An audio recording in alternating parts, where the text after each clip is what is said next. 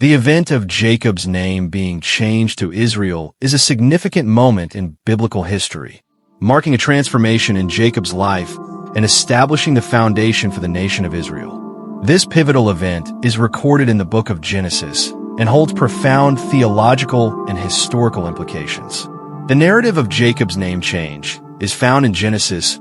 Jacob, the son of Isaac and grandson of Abraham, had spent many years in the house of his father-in-law in Paddan Aram. Just as he had deceived his brother, Laban was deceiving him. He had to spend about 20 years there for the sake of his wives and flocks. Now the presence of God was in the house of Laban. God's presence in Laban's house was not out of love or kindness to Laban, but because God knew that Jacob would be late in arriving at Laban's house and that he would receive some promises from there. So after 20 years of suffering, one night he sets out for his home with his wives, children, flocks, and all his possessions.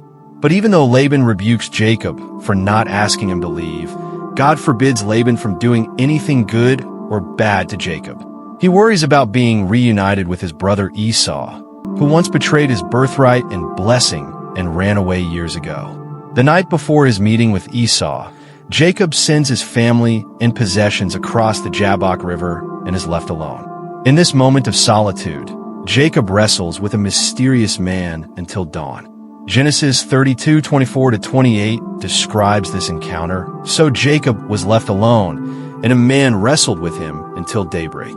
When he saw that he did not prevail against Jacob, he struck the hollow of Jacob's thigh, and it was broken as they wrestled. Then the man said, "It is daybreak, it is daybreak." But Jacob said, "I will not let you go unless you bless me."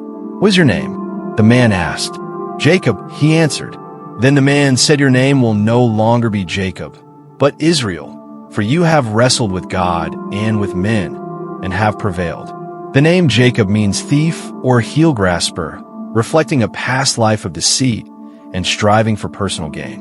The new name Israel is often translated God-fearing, the wrestler, or God conquers.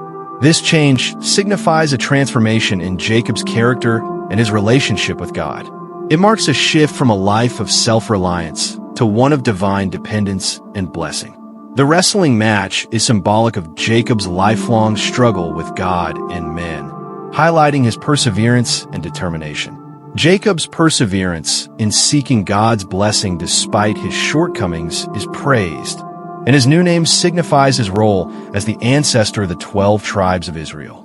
Jacob's name change is not only a personal transformation, but also a foundational moment for the nation of Israel. As the father of the 12 tribes, Jacob's new identity as Israel becomes the identity of the nation itself.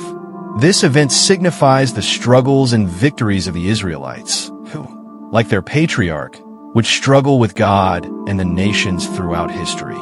The renaming of Israel reaffirms the covenant promises that God made to Abraham and Isaac, which now extend to Jacob and his descendants. It underscores the continuation of God's plan to establish a chosen people through whom he will reveal himself to the world. The name Israel becomes synonymous with a people chosen by God, a people set apart for his purposes. The significance of Jacob's renaming is reiterated in Genesis 3:59-10, where God appears to Jacob again and reaffirms his new name. When Jacob returned from Paddan Aram, God appeared to him again and blessed him. God said to him, "Your name will be Jacob, your name will no longer be Jacob, but Israel will be your name." So God named him Israel.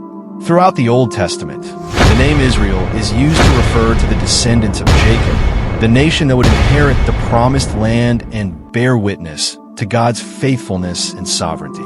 There, a spiritual message makes us think that Jacob could only reach Bethel if he had become an Israelite. On the other hand, if he had ended up empty-handed, he would not have reached Bethel. Amen.